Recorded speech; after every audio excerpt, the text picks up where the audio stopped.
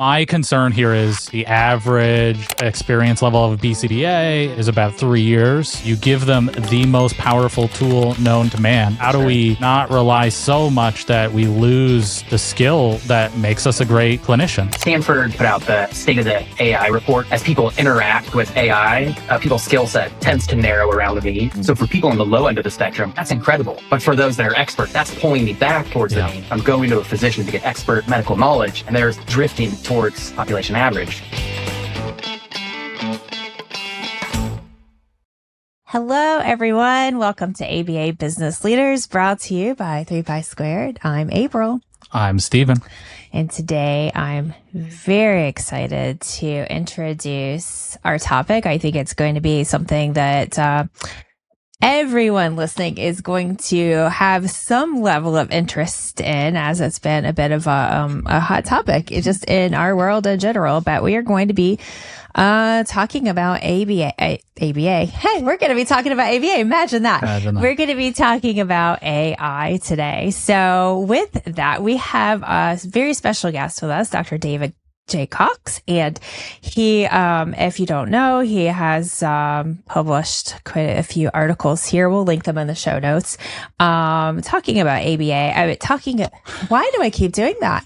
Talking about AI, my brain just wants to follow the A with the BA, right? Yeah, maybe. And so we invited him on to have a conversation, or at least to get like a conversation going, right? So, Dr. Cox, thank you so much for joining us today. Oh yeah, absolutely, my pleasure. Excited to be here. And AI and ABA are two of my favorite topics. So it's fun to chat about them both in the same convo. Nice. All well, right. When we reached out to invite you on, we just kind of had like this general ask of, can we, have this conversation? And, one of the things that we want to look at is we want to look at it from just, a standpoint of kind of understanding, maybe getting curious about it and being open to understanding, how the use of AI, what it can mean in our field. We're not going to have like a fear-based kind of conversation here, right? Like, oh, you are? Are you going to go down like all the conspiracy? Totally. Yeah. The Terminator's coming. Oh, goodness. Yeah, that's funny. But yeah, we just want to have an honest conversation about it and just see where the conversation takes us. But I think my first, to kind of get us started here, ABA is still a relatively new field, right? And so what happens when we have, a new field and new clinicians within a field using a tool such as AI, knowing that, we've all heard, I think even if you're not techie, you've heard about like hallucinations within AI and how it's not always accurate and it might make things up. And so then that's what leads into, oh, hold on a minute. How can we use something like that within a field of science and a field where we're providing treatment for individuals? So let's just hop right in. So one thing that I think might be useful for this conversation too from the outset, AI is incredibly complex, and there are so many different types and applies to so many different areas that it's hard to, I think, pin down real specifics on any one thing. But AI hallucinations are a thing, right? Misinformation or just completely false information generated from an AI system. I think at least if you look at like the research and conversations, there's a handful of directions that people seem to be going with it. So one is like, how can we teach people to get better at discriminating like truth versus fiction in these AI system outputs? And a huge area where this has popped up are like deep fakes, like images, videos. There's a lot of concern there, which is similar kind of parallel instead of like a text output or whatnot. And I guess there's a number of ways you could approach that, like conditional discrimination wise, right? Can I actually show you examples, non-examples, teach you these things? From my take on that research literature and then watching AI also the last couple of years, and maybe we'll get into this evolution as well. I don't know how fruitful that approach is going to be in the long run. because the models are getting so good. And I think one great example here, Sarah Peck and colleagues in Journal of Applied Behavior Analysis recently published a study where they looked at, I believe it was BCBA generated versus AI generated responses to clinical questions, and then try to get people to rate them. And for me, the big takeaway was, it was hard to tell them apart. And what was most fascinating about that is I think it was formally published a month or so ago. The model, though, that was used in that study is like 2 years old. They're already retiring it. We're 3 generations past it. So the models are only going to get better and better and better. And so I think trying to train finer and finer discriminations is a challenge. And then the other thing that I think is fascinating is there's also a lot of humans that spit BS out on the internet too. So when I think about like the AI hallucination conversation, for me, it comes back a lot to like standard, media literacy, information literacy, certainly AI literacy as well. But how can we start teaching people to get better at engaging in the steps of behavior to really identify truth from fiction, dig deeper on claims rather than staying surface level? And that for me, at least, and I don't know how AI is going to do the longer, that feels like more of a tractable conversation compared to going after just specific models and AI output discrimination and whatnot. But so this morning we were at the gym, right? And we were having a conversation with our personal trainer. She was like, she knows we do record our podcast most Thursday afternoon. So she's like, what's today's podcast on? And I'm like, AI. And she's like, whoa. And even in the personal training field, we were talking about, if you're, she uses AI, right, to help her like come up with exercises and new ideas and things like that. But she's been in the field for a while and she really has a good understanding and she kind of knows like how to approach it with curiosity and like what's like red flags and what's not the truth. But then we also kind of leaned the conversation to, well, or you could listen into like fitness, right, influencers on TikTok and like to do these certain exercises too, right? So what's more, what's what, like going to AI and helping to come up with a routine for your client, or, going on TikTok and coming up with a routine for your client. In both, you still have to have that discernment and understanding of your field to be able to apply that knowledge and to make those decisions. So it's funny that you said that, and I'll see if I can find the article. Because at Endicott, I have 8 doc students where I supervise their research. We have a research lab that's kind of the intersection of that. And we were talking the other day about kind of a similar topic. And I ended up finding this article in the Journal of the American Medical Association where they went in and reviewed a couple hundred videos on YouTube from MDs giving medical advice. And then they rated them, like, what's the quality of evidence behind these claims? And it was appalling. It was only like 40% of them had like strong evidence, like another 45 on the opposite side had like no evidence whatsoever. But just kind of going back to your point, it's hard to know who to trust. And then there's also like a really interesting thing. I guess I have kind of 2 thoughts. One really interesting aspect to a lot of this stuff too is Stanford, every year they put out the State of the AI report. It's usually in the spring, so it might be coming out here in the next month or so. The last few years, what they've also put out is some really good data suggesting that as people interact with AI, the skill set, if we think about it, kind of traditional bell curve, people's skill set, regardless of how we're thinking about it, quality, performance, creativity, tends to narrow around the mean. Mm-hmm. So for people on the low end of the spectrum, that's incredible, right? Like, I'm in no universe a chef, not great at cooking. But if AI, it's a low risk thing. If it can help me cook better for a few nights a week where I, do my best in the kitchen, my wife is a bit happier, right? I feel better about myself. Right. These are all good things. So, similar workout routines, right? If I'm not looking for anything crazy and I just need something maybe to get me going, maybe it's good enough for that population. But for those that are experts, which is, I think, getting back to like the ABA stuff, that's pulling me back towards the mean. That's concerning, right? If I'm going to a physician to get expert medical knowledge and there's drifting towards population average, that's kind of a concern. And one last other kind of real quick comment, because I won't think about it. Today, actually, Claude, they're an AI company. They offer one kind of chatbot compared to like OpenAI's ChatGPT. They put out a bunch of commercials taking a shot at other companies, because many of them are also now including ads. And one of them was a person interacting with like a personal trainer, and in the middle of the advice, like kicks into this ad for supplements. And so it's, that's another thing that's coming down the pipeline. Not only are we going to get information, but we don't know what's been bought and sold to us that's coming out in that too. But right. It's wild. And that leads me exactly where I want to go with this conversation, right? The doom and gloom side. Like, Yeah. so like my concern here is you have a field where I think the average experience level of a BCBA is about 3 years. And so you give them the most powerful tool known to man, right? And they can't make that discernment.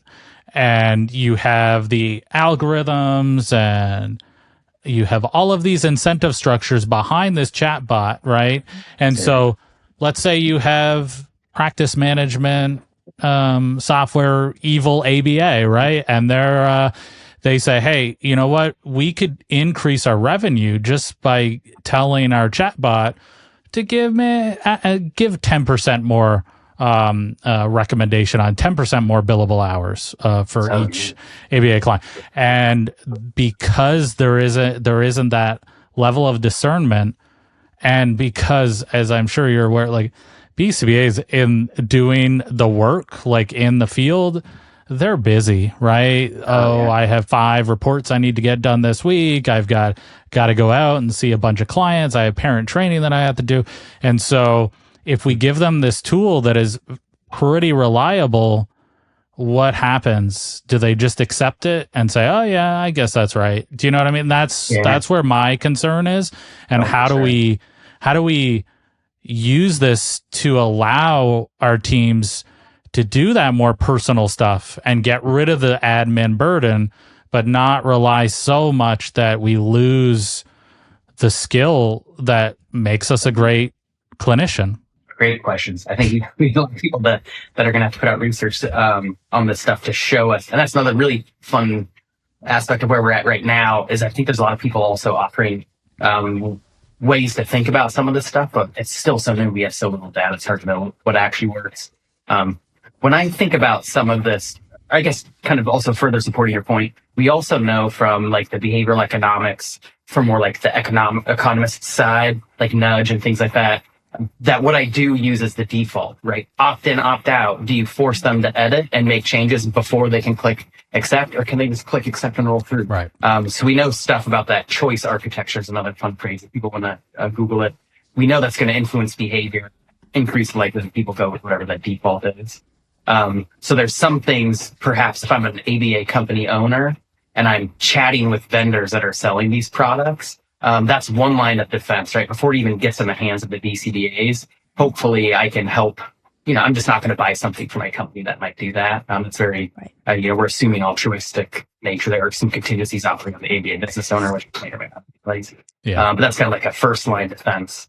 The other thing that I often think of is I've spent the last, 12, 13 years, once I kind of got into academia and on that kind of side of the world, trying to get really good at writing. And if anybody has ever written or likes to write, they're probably familiar with writing being a seemingly pretty distinct skill set from editing.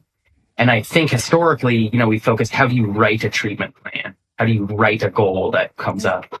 Whereas if we know this stuff is coming, and we have to get people better at critically thinking and evaluating those outputs, that's more of like an editor hat. And, hopefully the tech products can get stuff in place where they're going to force me to actually, you can't move on from this goal until 5 minutes on the page, right? And that, you have to make changes before you can make whatever. But we also have to give, I think, BCBAs that editing skill, which doesn't always exist. And, some of those people that are good at that, they tend to gravitate clinical directors. Sure. They move up because they learn how to evaluate others' work a bit more thoroughly. But I never even thought about those like as specifically as different skills. I and just going back like to that, my concern, like, I think are those tools being generated to create a pause? Because where I see this is it's just like, how much productivity can I generate from one human, right? And look, we provide this AI tool, and now we can get 20 reports out where we used to only get 7. You know what I mean? Exactly. And so that is like the concern for me. Well, even we were in a cohort with some other business owners, right, outside of the ABA field, and they were talking about it was an AI presentation, right? And it was still like, it's a few months ago, so it feels like it's already ancient. But the idea there is she was talking about like how to be able to like get out more emails, get out more like contacts. And it really like what came of it was like, okay, so I'm going to send out more emails, but they're going to have like, they're going to noticeably be AI emails, right? And so like if I use AI to help create emails, then I want to be able to go back in and like make my voice and make sure it matches. And there's like a lot of training and a lot of time that goes into it. And I'm like, I'm pretty good at writing emails. I could just write my own email, right? Yeah. And so it's like that I'm like, okay, so what's the point of this? Like I have to sit and like pause and like think about my own intention of like, what's important to me? Getting out more emails or like being myself and genuine in a couple of emails. And and not that there's a right answer there. It really is probably going to depend on many variables about like the outcome that you're wanting to get. But yeah. But I think you highlight, I think, a really interesting point that a few people have been trying to say for a few years. I mean, again, tech companies are incentivized to sell products. And often if I'm selling into a chief financial officer, CFO, it's going to come down to cost. So the pitch becomes, you can reduce cost, improve volume. So whatever. But we know contingencies, right? If I shape for volume, I get volume. Yeah. If I shape for quality, I get quality. There's probably a happy medium in there. As a business leader, I'm going to have to set those contingencies organizationally, right? By bringing a tool, I'm going to have to say, I'm not asking you to do 10 times more reports. I'm asking you to spend the same amount of time with each, get that first draft done first, and then spend, you used to spend 8 hours drafting, 2 editing. Now spend 2 drafting, 8 editing. Yeah. I hope that's where this goes, right? But I am quite concerned that, especially there's just so many companies out there already kind of doing the wrong thing. And if we add this layer of, it knows better anyway. Like a great example of this, we had a call, this was probably a couple of years ago now, but it was a like brand new BCBA had just been hired as a clinical director, right? And just had passed her exam. And I'm like, I was like, I can't really help you, right? Like I can provide you a mentor, right? I can certainly do some outreach, but like this, I wouldn't suggest taking this job. And she's like, well, I'm already in this job. And so like my concern is, does ChatGPT become, that person that helps her do this job when clearly they shouldn't be in this position, right? And so that's a really big concern for me is, what are we doing here? And then, I was talking to someone else in AI and it's like, they're talking about AI and they were like, well, if this AI system can do better work and provide better outcomes, what are we doing here? And at the same time, it's like, but isn't this a human, like human if anything else, right? Like ABA is like, it's supposed to be about human interaction. So are we losing something here? And maybe I'm just like, maybe I'm the guy that was like, hey, Google's really bad. I don't know if we should do Google, right? Like the old guy 25 years ago, right? Maybe that's just me now, right? And I'm just crying out here, and it's like, dude, move on, right? Like it's coming. And but I guess it is important too to look at the outcome. And you mentioned that at the beginning of the conversation, David, about the having the same outcome. And we've had a couple other conversations with others in the field, and that's what we've also looked at, right? Like the outcome, like what is really important here. I mean, I think there's a couple of things in what y'all said that I thought of being fun to respond to. Related to this piece, I think there's 2 important points. One is, I agree, and from early days AI, and to be clear, like I started playing around with machine learning, a type of AI, in like 2015, 2016. For a long time, I was trying to convince people to even care about this. I'm like, no, this is really cool stuff. And then ChatGPT came out, and I'm trying to pull it back, like, no, be concerned. But I think I do agree. Like at the end of the day, you're going to a surgeon. I want the highest probability of the best outcome for me, right. Robot or human. I want the best. And so I appreciate that argument. One challenge, though, is that many of these systems haven't demonstrated that that's true with theirs. Right? They'll make the claim, right? You can do this faster, it'll be better. Where's your data? Right? At the end of the day, behavior analysts, you should be scientists. Yeah. Prove to me that that's true. Secondly, all these systems are primarily using large language models, which is a bunch of models on words and language gathered from the internet, which means they're really good at playing with textual behavior.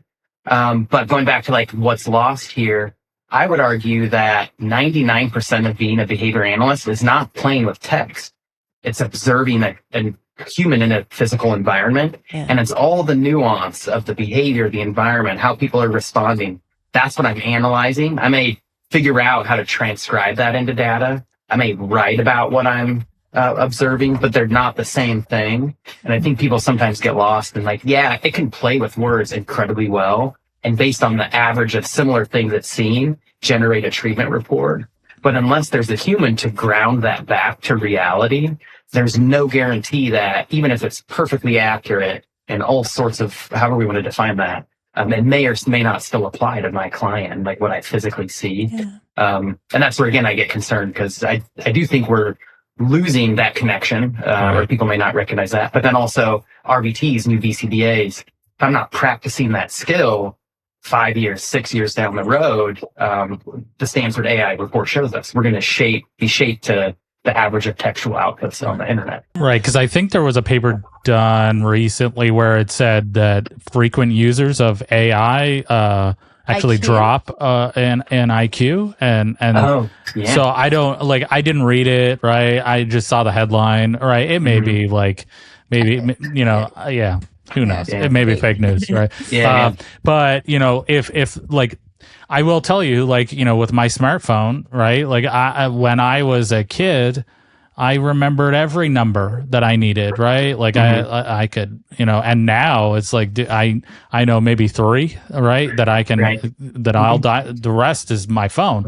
So like, what are we losing? And I guess we won't find out until, 3 or 4 years down the road. Are we losing something important by giving up so much to AI, right? Like, do the benefits actually outweigh what the potential downsides? This last week I gave a talk on AI in higher education. What does it mean for teaching and training and whatnot? And through that I had to do like a kind of a deep dive on the evolution of AI tools in higher education, what it means for learning, and then also across industries. I similarly walked out of that a little bit depressed, a little bit on the doomer side of things. I'm a pretty optimistic guy in general. But what's kind of interesting, going back to the data, is there's a lot of really interesting trends that seem to be pretty clear. Now, it also varies going back to like domain and whatnot, right? The behaviors and skills that a computer programmer needs are different than a surgeon, different than a cardiologist, different than a BCBA. So, grain of salt. But the data seem to be pretty clear that if you have somebody that's brand new in an area, no skills, no training, no education, and they use AI to help learn something, they don't actually learn it. Right. Even though they report confidence and competence in that area, which is, again, kind of concerning. Then for those that are experts in a domain that have already developed that expertise, in some instances, if the defaults are in place that things can pass through and it becomes a volume game, you see a de-skilling that's sometimes referred to as. So I start to lose the skills I used to previously have because I'm not practicing them. Makes sense from an operative standpoint. It seems like obvious, right? But it can, I have to assume that it also can enhance what you can do drastically, right? But I know when I use AI to craft emails, there are some emails. Did I send that? Did I? Right? Like I don't even know, right? And so it's like who's driving the bus right now, right? I don't. Obviously, it's not me. The pigeon. That's right. Yeah. But it's interesting too. You kind of brought up that third group too. There's the select group of experts where, again, if quality and creativity is context reinforcement, they produce more, higher quality, better outputs, more creative. But it's your email example, I think, is unique because at least where I am right now in life, who knows? I've started to really try to reflect on, like, what do I want to be good at as a human? Right. And for me, writing a good email, I mean, I still write all my emails, but at the end of the day, if I lose that skill in 10 years, I don't know if I'll care. Same like memorizing phone numbers, maybe I won't care. As I mentioned, I'm not a good cook, so recipes, whatever help I can get. Like being a behavior scientist, I want to be good at that. I want to be able to walk around my neighborhood or backyard and like see birds interacting with lizards and like understand what's going on there from a scientific point of view. And even if AI is better or can do things faster than me in that domain, I still want to be good at it. I love that. That kind of brings me back to a conversation that we had this week when we were recording another podcast. We're really talking about humanity and like being human, and that, you know, losing sight sometimes that we're, you know, humans working with humans, and sometimes it's not strictly the functions of the behavior. Sometimes kids just need a hug, right? Like sometimes we need to remember they're still like kids, right? And so like you're saying, what do you want to be good at as a human? And we were talking about that ability to like self-reflect and to like understand like one's own internal events and our emotions and our feelings and how we interact as clinicians with the environment. And so it's like kind of connected dots to that conversation of, here's another great example of like, you know, being able to sit back and reflect and know where your skill sets are, know what goals that you want, know what you want your growth to look like, and where you want to spend your time, you know, connecting that back to your values and where do you want to spend your time? What do you want to be good at? What's important to you? And what's important to you may be different than what's important to you. And that's okay too, right? Yep.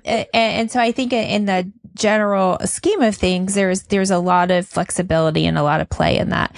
And then I look back to what you were saying earlier. You said like, you were talking about like well, in my mind, it hit to like the programming, but you're saying like grounding it back to the client. And I was wondering like, you know, when you were saying that, I was thinking, you know, there used to be a really big, we used to talk a lot in the field about cookie cutter programming, right? Yeah. And so it's like, everyone's cookie, you know, these big box places have these cookie cutter program and they just throw these programs at these kids in this specific sequence and they're not really looking at, supporting the individual, right? They're not individualizing it. They're not really learning. And then that kind of brought the conversation to support and training and time on the job to learn these things, to know how to take a cookie cutter program and apply it to your child, or how to write your own program and not have to come from like a template of programs, right? And so I love that. And I think that also highlights kind of the conversation we had before too about like humans spit out BS. Again, going back to like the potential problem with an average program being implemented with a client isn't new in ABA. And arguably one might be able to say AI actually allows us to make it a little bit more individualistic, at the same speed. Or, you know, one could run that argument. I don't know if that's quite true. But going back to, again, the issue or the conversation may be misplaced if it's only about AI, but getting back to, again, the contingencies, right? The BCBA is overworked, doesn't have the time and maybe the skill set to write up something for this client. That's a contingency that we need to address. Right? Tech companies, they'll give us whatever tool we're willing to pay for to meet that or to fix that barrier. But if those contingencies don't change, though, we can't expect the behavior to change. Do you think this changes outside of scope, right? Like something that BCBAs really need to be careful of is, can I do this? Is this outside of my scope? Am I ethically practicing? What do you think? I think so, for the reasons, perhaps, I guess there's two ways we can think about it, or at least two ways to find more. The first thing I thought of when you asked that question was going back to the person that's new to a domain, right? How do you do complex nuclear physics in your garage? I'm an expert now. I'm not going to blow into that. And that's the concern here, right? The BCBA really interested in feeding challenges. They chat with, you know, I read the research literature. I put this into ChatGPT. Yeah, this sounds good. I bet I got this. Even if you say, hey, what are the barriers? What are the things I need to look out for? Again, that's all textual, right? Yep. Not actual contingencies. So that, I think, is certainly a concern. that people will be less likely to reach out to an expert to get the supervision or mentorship that they need. And again, going back to, I've seen a lot of BCBAs in the field that were just confident in their abilities regardless and didn't seek mentorship. So I don't know that it gets rid of that issue, but I could see this exacerbating that for sure. The other kind of competency goes back, I think, a little bit to the like AI literacy, some of that stuff we're talking about. I do think using these tools becomes a new competency also. So we talked about before on one of the previous podcasts that, when AI was just like really people were starting to talk about it more. And we were even in our community getting like, well, why should we buy a handbook? Like we'll just have like ChatGPT make a handbook for us. And we're like, okay, well, you don't know what you don't know. There's all these laws and regulations and all the things. And then through that conversation, we were talking to owners of like, hey, I guarantee that at least half of your staff are using AI to write the report, even probably all of them. But like, so also like, okay, what can we do, or what could you do as a leader to at least give your staff safer tools that have those guardrails? Yes, like HIPAA compliance. And exactly, HIPAA compliant being a huge part of that, versus like just a free whatever Claude. Yeah, I mean, going on Google now, right? Like, right. Yeah, and so like just acknowledging that your staff is using AI, so you might as well like really start to look forward and think, what tools can I provide for them that are going to be safer and better, versus being like, you're not allowed to use AI to write your reports, Yeah. No, it's a great call out. And the few studies that have been done, and they are usually surveys, so they aren't the act, but the numbers range anywhere between like 50 to 90% of employees or companies report their employees are using unsanctioned AI tools. Right. Yes. So even that, like companies that have them, they're still using it, shadow AI. No, I agree. And one of the things I always find fascinating, and here I'll do a little bit of a plug. Ryan O'Donnell and I have we call it Project Chiron series, where we were both watching this AI space evolve, and we're starting to get a little frustrated with the lack of AI literacy in some of the conversation and behavior analysis. So we started a weekly newsletter where we just try to educate people about AI. But within that conversation, regularly it'll pop up this idea about like a walled garden AI system, and people don't even know that that's possible or exists. But like as a company, I can create a completely secure system where people can interact with these tools, explore, play around, HIPAA compliant, and data's not going anywhere. Yeah, totally. Those things are really important. And yeah, I would, we suggested that they do like an anonymous survey in their company. Are you using AI? Right. And I think, that's very important at this point. That was what, 8 months ago, probably? I was going to say, that's like, what I was getting lost in my ramble. It was probably almost a year ago. Like, this is something that most people are using at this point. I think everybody's using it at this point. Looking at my Facebook, everybody's using, to make really cool pictures, that's for sure. Plus the posts with the emojis, you can't. There you go. Like maybe people are just really leaned into emojis lately. They love emojis. Love emojis. I know. And LinkedIn, that's a new space. I'm like ancient. Like I've just never been one to want to spend a lot of time on social media. And, our team is like, we need to spend more time on social media. And so I'm like trying to learn LinkedIn and like step into that and like understand the culture. And I started like reading my first few posts, and I was like, everyone sounds the same. Like you see these same like few phrases like over and over again, or the symmetry in the structure of the sentence. And I'll be honest, like I was like, this is important, but it's not something I want to spend a lot of time on. So, hey, I will use some AI to like help me write a few posts, and I'll like talk into my, chatty or whatever. And I'll say, okay, these are the points I want to make. This is how I want to come across, don't make something up, don't whatever. And then give my prompt, and then it spits out. And then still like I'm going through it and I'm like, oh, I just can't post it like this. Right. But it's like, that is still back to that, like, where do I want to spend my time? So I'm not judging anyone who's like, doing this, but it just, cause I'm doing it myself, but I'm trying to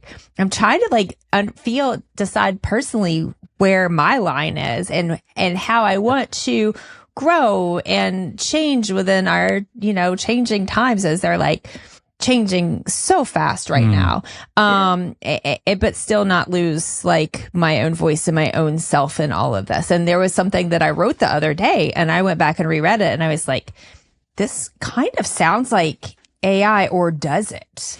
Is this my voice, or is this not my voice? And that's when I really started having my own little inner crisis of, hold on a minute. No, yeah, same story. I think before I was referencing just the time I've invested into trying to learn how to write well. And so I'm refusing to use AI because I don't want to lose that skill. And similarly, but kind of your comment, the other really interesting trend in AI is this idea of AI agents, generally AI generated content. But there's like a fun stat and then like a cartoon that raised really interesting reflective questions. The fun stat is, I think, in like 3 years or something like that, it always changes. Like 80 or 90% of the internet will be AI generated content because they're trying to create more to train their models. And so you have this like Ouroboros, right? The snake eating its own tail, which is weird to think about. And then there's always the fun cartoon that kind of goes along with this, where there's one person in the panel that says, hey, or they talk to a colleague and they're like, hey, look, I use these 2 bullets to generate this nice email.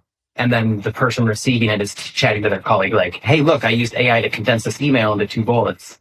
It's just this interesting state of interaction where if it's like AI stuff interacting with AI stuff, going back to what are we doing? Where's the humanity lost in all this? And maybe, we probably all shouldn't be spending much time on social media anyway. So use seriously. AI to generate it and then read content. I'm going to go play outside or something. I don't know. I know, right? And that's when then I started like questioning my entire existence. And I was like, there you go. Where do I want to spend my time and how do I want to show up? And because the more that you're like, I was like, do I want to spend 4 hours sitting here? Or totally. I don't know how you both feel about this, because sometimes I can similarly start going into where the society becomes a little bit doomerism and whatnot. Yeah.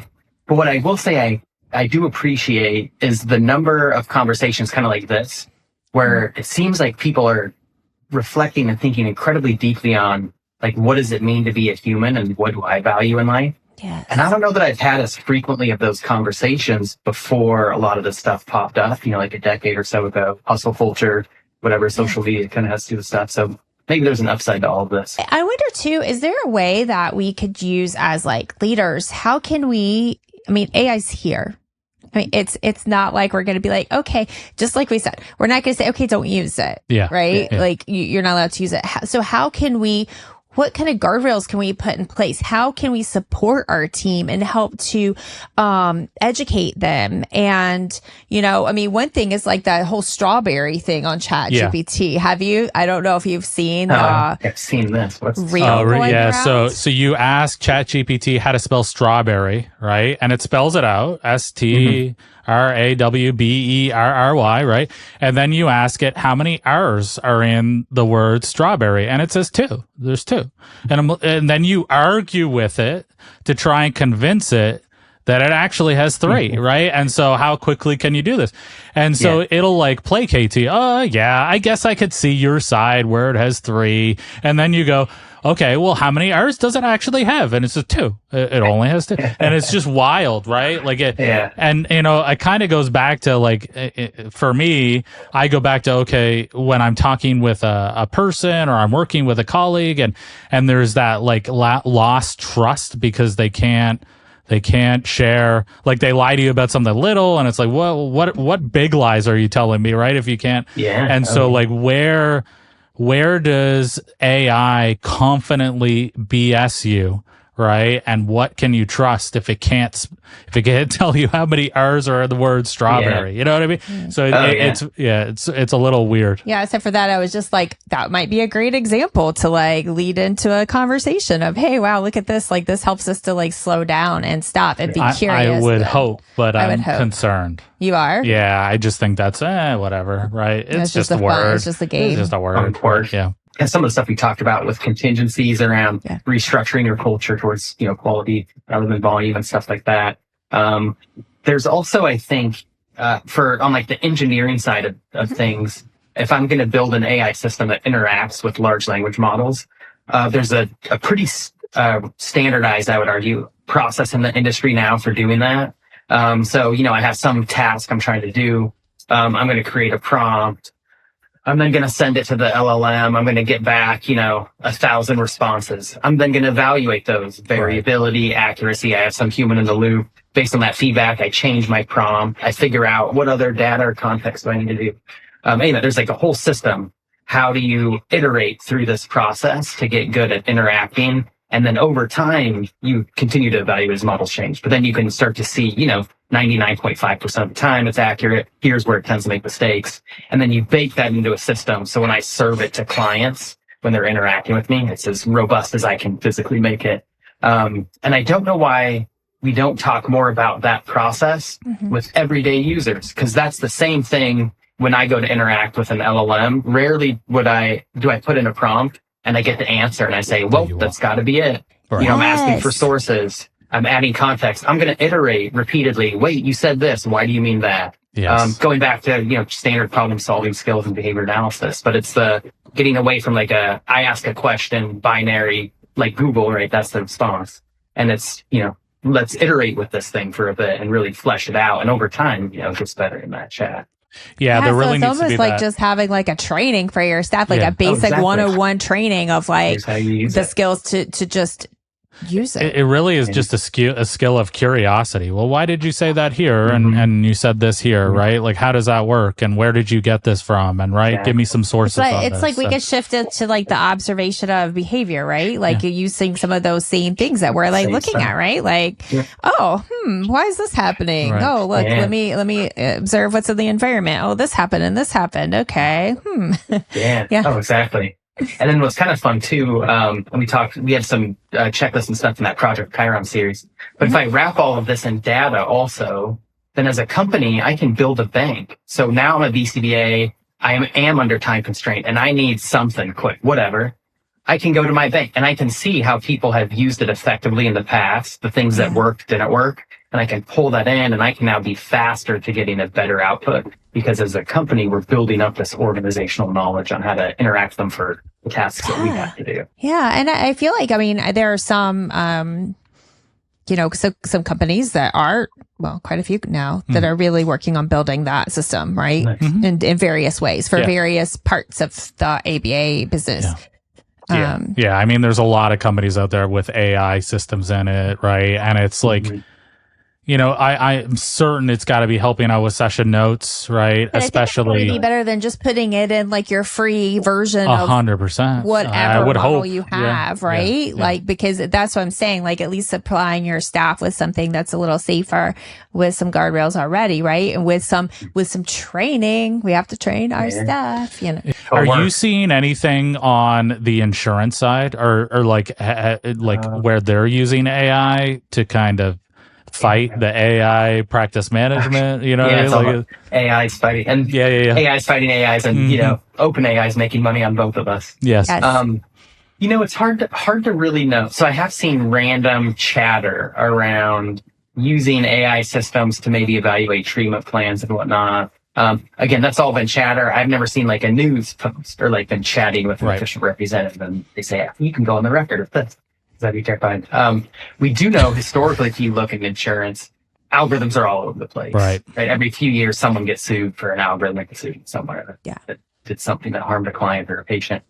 So I'd be incredibly surprised if it doesn't exist, especially with the number of tech vendors that are out there selling these solutions.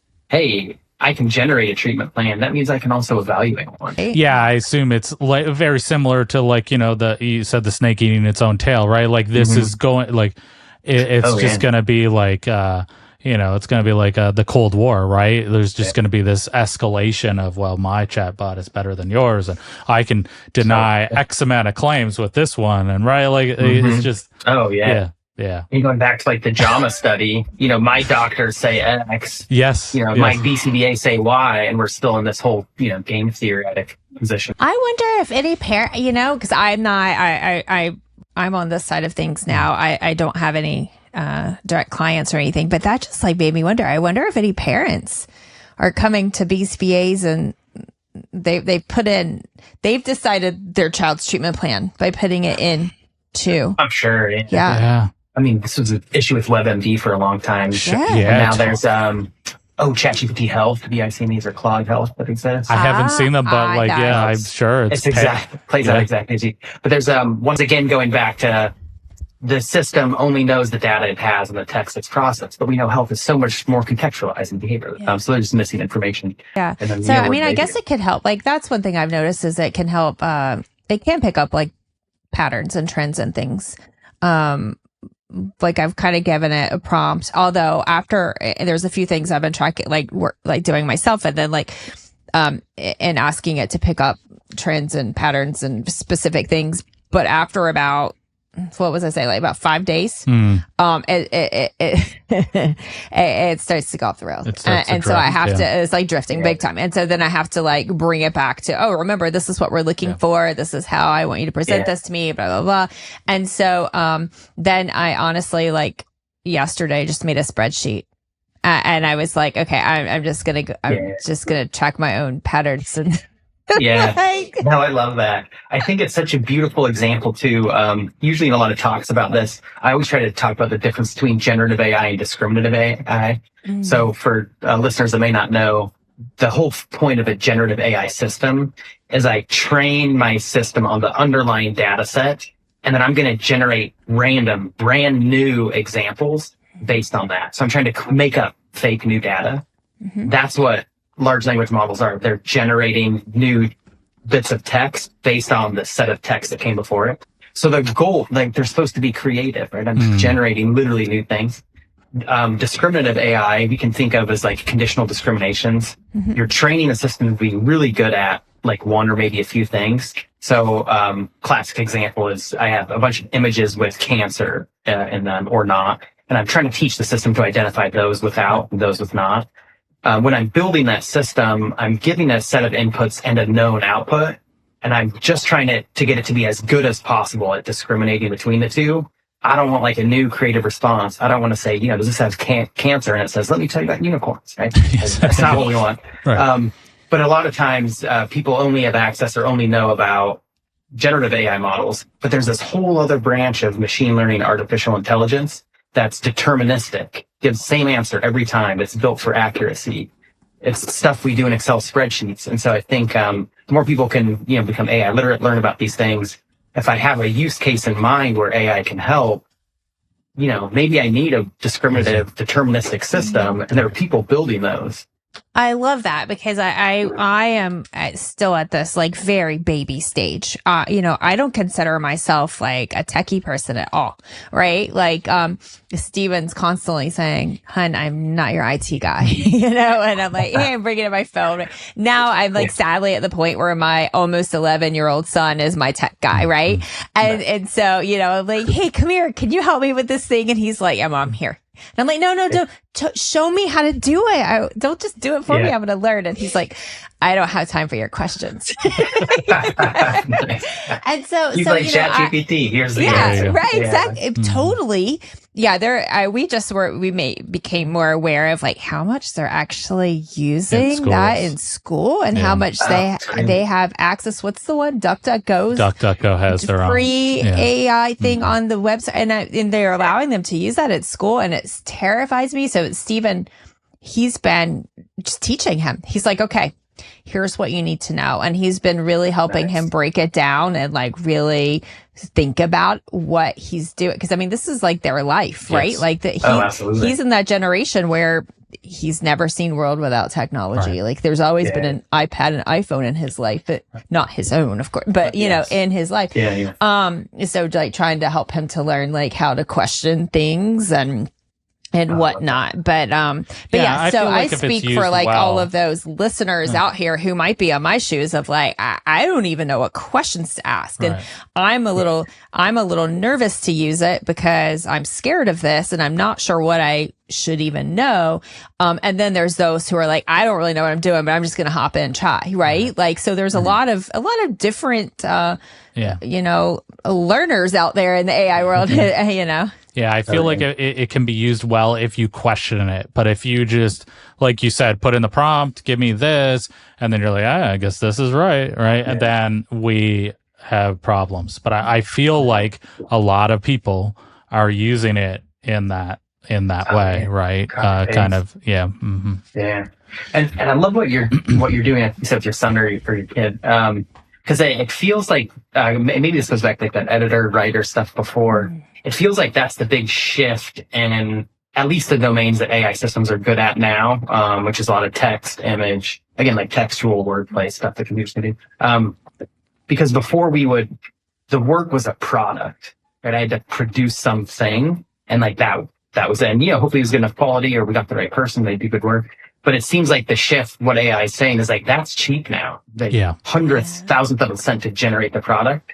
So the skill now is evaluation, critically thinking about these things, adapting, adding in something that the system doesn't know about, right? Because I'm a human and I have different experiences. And that's, I think we need to teach individuals those skills moving forward rather than how to produce a thing. Yeah, and that's what we've been trying to do, right? Because like he'll go and use ChatGPT to make up stories because he loves to read, right? And so no, you don't let the AI create the story. You come up with the idea, right? You focus on the creativity, right? And make it your story versus... And let AI do your punctuation and your, verb tense. There you go. Right? I love that. Well, and that makes me wonder, like, I wonder if anyone's using, those of you who are listening, I would love to know more. If you want to call into our podcast hotline, that will be in the show notes. But is anyone using AI like within their programming? Are you teaching any of your learners how to navigate AI? That's a great question. It just dawned on me. I'm like, here we are talking about, okay, we're not just telling our kid you can't do it. We're saying, okay, let's teach you. We can do it together. Yeah. And that's our current rule. Well, of course, we can't really, the school, I don't know what they're doing, but at least here at home, when he's wanting to use it, he has to be next to us while we use it together. Right. But yeah, I wonder, that might be a really interesting conversation. If you are currently, programming, writing programs, teaching any of your learners how to use AI, maybe even like, because I know there's a lot of talk in some of the teen and young adults, well, probably even younger kids too, just depending on ability levels, but like internet safety and things like that. But I wonder, because they need to know. Totally. It's that's a really good idea. Yeah. So if you're teaching your learner how to use AI, or you have it within like your programming within programs for your learner, I'd love to hear about it. I'm sure there'll be some research coming out, Oh, sure. soon. If anybody calls in and lets me know about that, I'd love to hear about it. Yeah. Absolutely. And related to that, there was a story, one of the individuals that was presenting in my research lab yesterday brought up around deep fakes and image generation and whatnot. It turns out one of her clients used an image generator to generate unfortunate images about a paraprofessional that was in the kid's phone. And they caught it, and it was this big thing. Paraprofessional got in trouble. They thought it was an inappropriate relationship. And then they found out later, like, oh my goodness, it was generative AI. Like, this is crazy. So going back to like when people are teaching these skills, like how to use it appropriately, how do you avoid using it inappropriately? I mean, I think and you highlight there's a lot of skills that everyone needs to learn, including the kids that we work with. I know, because my best friend was telling me a couple of days ago, her mother-in-law was like very upset. They have this family chat, right? And so the mother-in-law showed this picture of like this snow, right? Like this dumping of snow, like upstate New York or whatever. And she was like, this is the snow that's coming. This is from my town over. And she was all panicked and whatnot. And then of course, all my friend and her husband and the rest of the family on this chat were trying to explain to her that it was AI generated, that it wasn't real.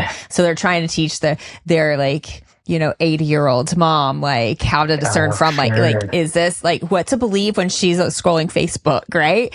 And so, I mean, those are things that we need to teach too. Like how to know what you're seeing is, and if it's like a funny cat, who cares? All right.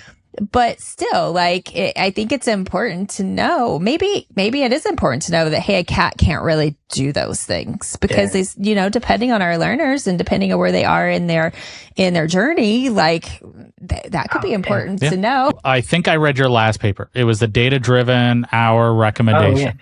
So this is something that like I am all about right now. So And I think I read this correctly, but please correct me if I'm wrong. One of the things that you had trouble knowing was goal mastery, because that's something that I think you used in there. And so because goals mastered isn't standardized, right, it makes it really hard to know if the recommended hours are helping, because if one BCBA says, well, actually we do that in 5 separate goals, and then another BCBA says, well, actually we do this in 2, it makes it really hard to know how they're progressing. So can you talk a little bit about that? Sure. No, I mean, I think you highlighted it. So the main idea behind the system generally, and it was a discriminative AI rather than a generative AI system, was to see, can we take the characteristics of somebody that might be typically gathered at intake, and then through this large database, can we try to figure out, based on those characteristics, how much progress they might make from a bunch of variables, one of those including hours per week. Now, the linchpin for any kind of system, again, I have inputs I'm trying to match to an output, is what I'm choosing as that outcome measure. And so you could do goals mastery, which has a lot of problems with it. You could do change in standardized assessments. Not everyone uses the change in standardized assessments. All that kind of looping back to your original question, practically pulling that off, I think in an ethically defensible way in day-to-day settings, requires that outcome measure to be something that makes sense to me with my company and is fairly well standardized. Otherwise, it's really hard to defend the validity of it, if that makes sense. Yeah. And so how do you think, can you standardize this without going cookie cutter? Do you lose something there? Some of the work that I've done with Mosaic Pediatric Therapy, where I'm at right now is the VP of Data Science.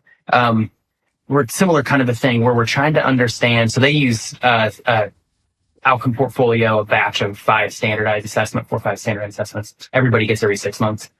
So at least we know the dependent variable means is close to the same thing each time. So there's going to be variability in implementation, all that.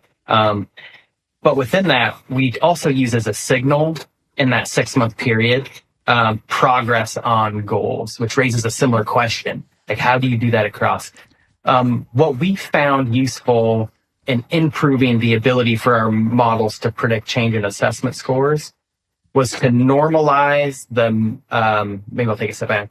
So within a program, I can have like a skill, maybe a goal, maybe a program, maybe an overarching thing. Like there's a hierarchy of things that as a BCBA, I pick goals here, you label a goal something down here. So rates may be different.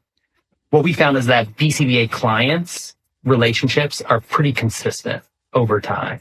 So within you tend to use the same hierarchy. Within me, I use a different hierarchy. And so if I normalize within a BCBA client dyad, I see, I can put everything on a similar scale. And when we did that, our models improved. Okay. Now, what's nice is that what we gained was our models got better predictive performance. We could use progress as like a signal to flag that maybe we should take a look at a client's case or something. The downside, though, is I've now, though, also lost the ability, and maybe this already I didn't have this ability to begin with, but I can't really talk a lot about why goal mastery or progress matters or trust that weight, because I am weighting it differently across BCBAs. It doesn't mean the same thing. Sure. So again, predictive validity, but it still makes it hard to know what to do with that feature or that variable if I wanted to interpret the model in some way. For our ABA agency, we use like really we just use it for a screener so that myself and the clinical director could like quickly just glance and be like, okay, something's going on here, right? Like the like plateaued. Right. Then you have that conversation with that individual, about the individual client. Say what's going on here. Oh, well, grandma's been in town, or because the main reason that we did that was because if as we grew and we weren't we were trying to figure out how to give the BCBAs their autonomy and also like not micromanage them, but then also keep an eye make on sure, things, like, make for sure 6 things are months moving. we were doing something. If we had like a text that came to me and was like, hey, I haven't, my BCBA hasn't updated the programs and all my kids' targets are mastered out and we're just sitting here. Right. And so we were like, okay, how can we, what can we put in place to be able to like, see that before the tech even has to come to us to say it. Right. So we had like monthly, case reviews. And so that was one of the things. We just had like a chart at the beginning of every kid's, file or whatever. And we just kept an eye on it. And, this was before a lot of the new practice management software. So maybe some of this is already within that, but that was how we looked at it. But then we were also trying to figure out at the time, like, how can we use this to, like, provide incentives? And then we ended up not doing that because we were worried we were going to like incentivize the wrong thing. Yeah, so like we do see some companies using skill acquisition as an incentive program. And this is my concern, is like, are we incentivizing the wrong thing? Right. And if you say, well, if I break this down into 10 parts instead of 1, I get more performance, and then I get more, I may get a higher bonus. And then the other concern I have particular to this is, do we then screen our cases so that, okay, well, I don't know if this client will perform as well as I need to get my benchmark, and so I'm just not going to take this client. You know what I mean? So, do you see any way to, and I'll say this as well. Is there an easy way to define what quality is and then measure that across a company so they know? Yeah. I think yes. I think it's probably going to vary perhaps by company, or at least till we get a lot more research data on it.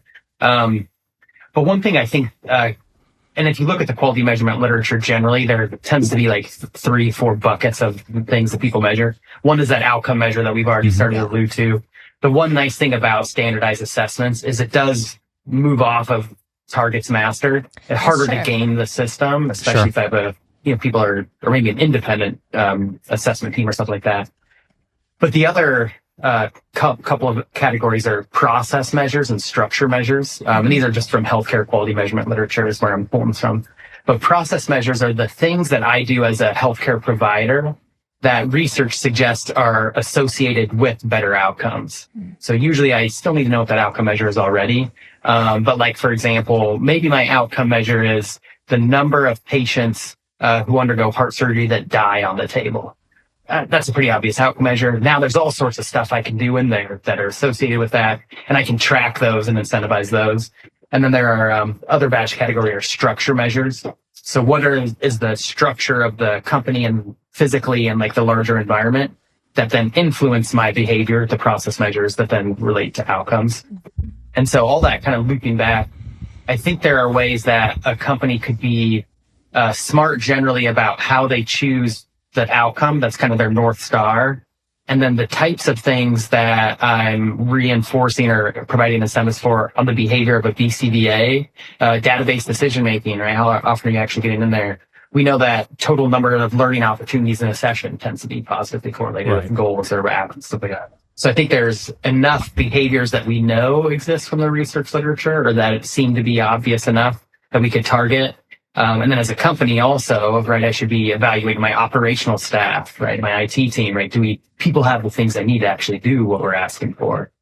And that's because where we're at as a field, I don't know that we have, like heart surgery, a clean structure, process, outcome that everybody, regardless of hospital, like, we know these things matter. Maybe we're moving that direction. So that's why it still feels like it's probably going to be variable across companies. Yeah. But there's probably some larger buckets. I bet as a field, we would all agree, like, yeah, that's, number of learning opportunities should probably be more than one every 10 minutes. Yeah, that was one of my dreams. A couple of years ago, I had to give that dream up for now, at least, but I wanted to do like a whole quality summit, and I wanted to get like all the greatest minds in ABA together to like really look at this and say, okay, how can we truly measure quality, right? That was like my passion there for a minute. I was like, and then I realized just how big and grandiose that was. And then but if anybody wants to take that idea and run with it, you have my permission. Yeah. And maybe there's already a few things. I know that like NASCN, I know that they're like really, Bryant Silbo over there, like they're really doing some really cool things. Work, So I'm excited to see more about, what they're doing. Related to that, Bryant, Cody Morris, and I were co-special guest editing a special issue for behavior analysis and practice on quality measurement, where the goal was like database stuff. So less talking and more people showing like from a data perspective, how do you go about this stuff? So I love it. I love that that's a big question that gets asked a lot, is like being concerned about quality, right? Yeah. There are more than I thought. It actually kind of renewed my spirit in the field a bit. And to hear how many people are really concerned about, am I doing the right thing? Am I supporting my team? Am I, how do we know if what we're doing is really providing quality to the field and in a whole? So I love that. So I'm so excited to see that. And I think there's also kind of two fun ways that AI ties into this conversation too. One, before you were mentioning how you'd look at these data and then you'd have a conversation about like what's going on. And I think what's really important to flag there is you brought up a bunch of stuff that again isn't in the LLM text-based system. It may not be in the EHR. So there's information critical to the clinical decision that AI, we wouldn't expect it to know about or perform well because it's missing that piece of information. So I think just the limits of these systems, I think it's important to flag there. The other second thing that I thought of too, and this is more in the discriminative AI land, part of what drew me to machine learning generally was the algorithms are really good at finding patterns in complex data sets. And when I think about quality service delivery, that feels like what we're talking about, right? I have a bunch of organizational, operational data. I'm measuring client outcomes, however I choose to define that. We can use some of the math behind these things to start figuring out what are the things that seem to reliably predict better service delivery, and then dig in on those and, systematically manipulate them and evaluate like a scientist. But AI can help us cut through the noise, I think, more quickly, which is kind of cool. Curious question on that data-driven paper. I think, again, if I read it correctly, I am an engineer, so this is not my wheelhouse. But it looked like you all intentionally did not look at like any of the variables in particular to discern them as like, okay, this one definitely causes better outcomes, right? Maybe socioeconomic, zip code, whatever, right? I'm just curious if and maybe you can't say it, or maybe you didn't even look at it, but I'm just curious if there was anything surprising in there that you were like, this actually seems to be correlated somehow to better outcomes. I don't recall anything surprising me. The main reason that we didn't publish it was because it felt like when we were publishing that, we were trying to make it more of a highlight of methods rather than ground truth. And so we were concerned that we would say, hey, this is the most important feature. And people would run with it. That makes sense. And our point was just to say more like, we can use data to make these decisions. And I don't recall anything surprising me per se. The one thing that I was appreciate that we did include was the batch of variables around social determinants of health. And I don't think some of those things get as much conversation in our field, things that could limit access or even participation in ABA. And those were there. They were all significant, to varying degrees, may not have been the best predictor, but those are areas of our science that I don't know that we talk as much about, but seem important. The kid doesn't have meals outside of at school, and they're showing up at therapy after school before they go home. That's a different thing. Yeah, we had, I can't remember her name. I'm like, that would be great. I'd love to bring on someone. But like even sleep, right? Like, I mean, it's obvious. Emily Ice. Emily Ice. Yeah. So like how much sleep are you getting as a family, right? That's a huge thing. So. Yeah. Well, I actually have, I'm talking to someone to come on and talk about like in the whole self-care for BCBA business owner, like ABA business owners, like that I'm doing. I have someone who's coming on to talk about sleep, our sleep. Oh yeah. As clinicians and owners and CEOs and all of us who are like very as a whole driven people, with lots of goals and lots of on the go, and so like how like our own sleep habits can really play into this as well. Oh, I'm sure. And that goes back to, I think, some of our combo too before around like as organizational leaders. And I'm really actually highly encouraged that you're talking about the number of people caring about quality, because my hunch is there's maybe those same people when they're thinking about bringing AI into their clinic. It truly is to reduce the burden of current workload without adding more on top. And there's like this common phrase, pajama time in medicine. I don't know, same thing in BCBA, right? This work we do in our pajamas at the end of the day because it didn't get done. And how even removing that, I get to bed on time, right? Higher quality, whatever. I think BCBAs or company owners set the contingencies to get at some of these variables that we know matter. So.